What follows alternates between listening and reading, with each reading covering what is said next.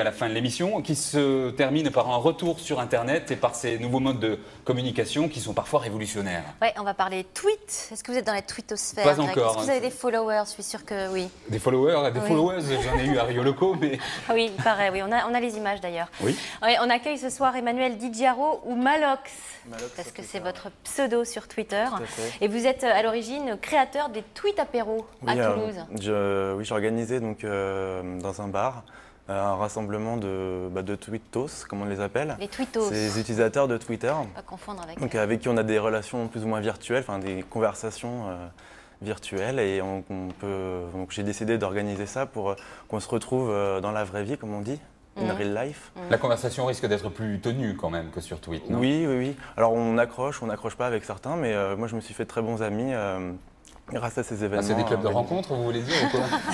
En fait, si vous voulez, C'est une mythique par rapport qui va à, très vite, très vite. par rapport à Facebook, sur Facebook, on a des amis, ce sont des vrais gens que l'on Voilà, connaît c'est ça la différence. et avec qui on ne partage pas spécialement les mêmes centres d'intérêt. Sur Twitter, c'est l'inverse, c'est des gens que l'on ne connaît pas, mais avec qui on a des centres d'intérêt en commun. Ouais. Bon, on va dire que c'est quand même l'afterwork tendance. C'est ça, 2011, oui, c'est ça. c'est un peu ça, oui. Pour être un peu Voilà. in, il faut Sur aller Twitter, aux en fait, apéros-tweets. chacun gère son e-réputation comme on Alors comme voilà, on entend. Ouais. Là, on va vous me faites s'arrêter là-dessus tout de suite parce qu'il y a un langage très particulier au sein des tweetos. Alors la e-réputation, parlons-en, ça c'est important. Alors c'est un terme qui définit en fait l'image que l'on veut se donner sur les réseaux virtuels. Ouais, Donc. ouais. Chacun se positionne en tant qu'expert dans un domaine où on va dire, je sais pas. Vous êtes expert en quoi? expert en quoi? En mots d'estomac peut-être, Malox, ça m'appelle un Oui, peu. c'est ça. Oui, Un au L, départ, un oui. L. Non, en fait, moi je suis ingénieur en informatique et je développe sur iPad et iPhone.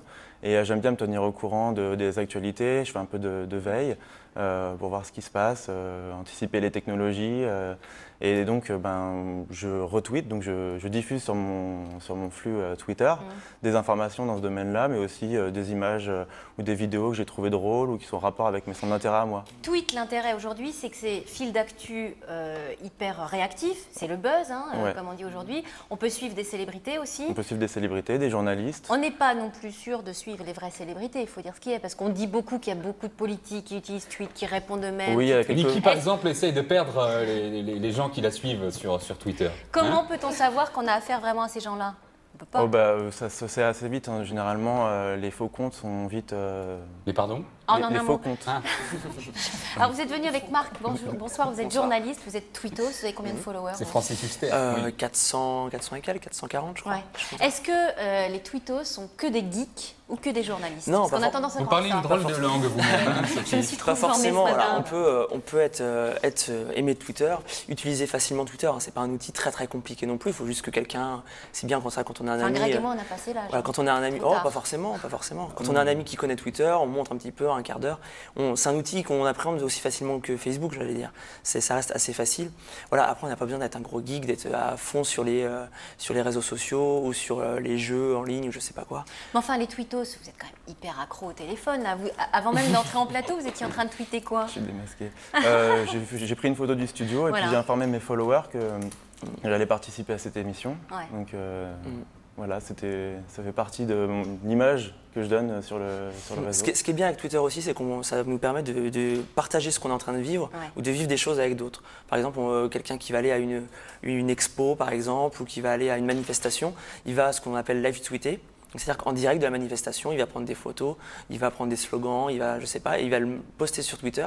Et les gens qui sont bloqués l'internaute, chez eux, voilà. et qui ne peuvent pas participer au même événement, ils peuvent quand même avoir un retour par quelqu'un qui est sur place, en voyant donc, ce qui se passe, l'ambiance, participer, donc créer une discussion, rentrer dans un échange.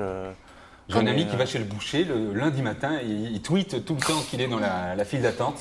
Ensuite, il tweete l'étal. Ah oui, Ouais. Il ça faut peut être préciser intéressant. que si on a pris allemand première langue, on ne peut pas tweeter aujourd'hui, hein, parce que tout est en anglais. Vous Non, n'utilisez que des termes anglais, live tweeter, le buzz. Ah, Alors il y a ouais. le bad buzz aussi. Qu'est-ce que c'est Ouais. que le bad buzz? Je te laisse expliquer. Ouais. Alors, le bad buzz, le buzz, c'est se faire parler de quelque chose, d'un événement Ouais. sur Internet. Le bad buzz, c'est de parler donc de quelque chose mais en mal. C'est-à-dire que par exemple, un bad buzz, ça va faire parler de soi mais en mal. Donc il y a eu une marque de vêtements il n'y a pas longtemps par Sans exemple. faire exprès alors. Qui a pris la marque Star Wars. Donc ils lançaient plein de t-shirts avec la marque Star Wars. Et sauf que dans leur campagne de pub virale sur Internet, ils ont mis un vaisseau de Galactica. Donc il n'a rien à voir avec Star Wars. Alors, faut être un peu initié pour le savoir ou quoi, enfin, faut aimer.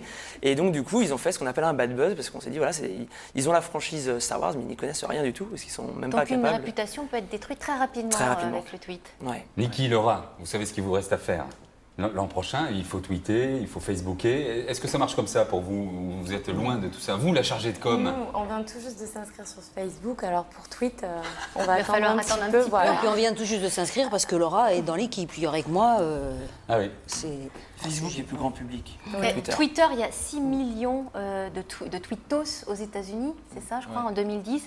C'est un petit peu le tsunami qui est en train de tout englober, même Facebook en fait, parce que les gens qui étaient sur Facebook, c'est déjà quasiment, excusez-moi mesdames, mais un peu has-been. J'y suis même pas, moi. Ça va trop vite, tout ça va trop vite. Ça se C'est pas la complète. décision. Pour des événements comme des concerts ou des festivals, Festival rencontre couleur. ça peut être intéressant d'avoir un compte Twitter parce qu'on peut diffuser de l'information régulièrement, des actualités sur bah tiens, il y a tel artiste qui vient, finalement il y a tel artiste qui vient plus, ou on le décale à telle heure. Ça permet pour les gens de rester au courant. Comme Twitter est quand même assez bien référencé sur Google, Oui. quand on tape le nom du festival et que le festival a un compte Twitter, on tombe sur le flux d'actualité. Et là, on est certain que c'est des informations qui sont fraîches, qui viennent d'être publiées, et donc on ne va pas tomber sur la page de l'an dernier, par exemple. Moi, ça m'est déjà arrivé de taper le nom d'un festival dans Google et de tomber sur l'édition 2010 et de croire que c'était la version 2011 et donc de me tromper dans la date. Oui. Pour finir, on sait que les révolutions, il y a eu un printemps arabe qui est passé notamment par les moyens électroniques. Est-ce que pour vous, tout ça n'est qu'un jeu ou est-ce que ça pourrait servir à faire que la France se redresse, par exemple? Non, je pense que c'est un vrai outil, comme on disait tout à l'heure, un tsunami pour la communication entre les gens, ceux qui n'avaient pas spécialement l'habitude de communiquer ensemble avant. Oui. Et ça permet de diffuser des informations, donc de se regrouper par affinité et puis de déclencher. C'est de la politique, finalement. Oui, plus ou moins. Horizontale. Ouais, ouais. Il y a Et plus pour de- finir en politique, sachez que Barack Obama va tweeter lui-même lors de la prochaine élection présidentielle, l'année prochaine. Donc. Ça me laisse bouche bée. Merci à tous d'avoir participé à cette émission extraordinairement tweetante. Allez, salut et à demain.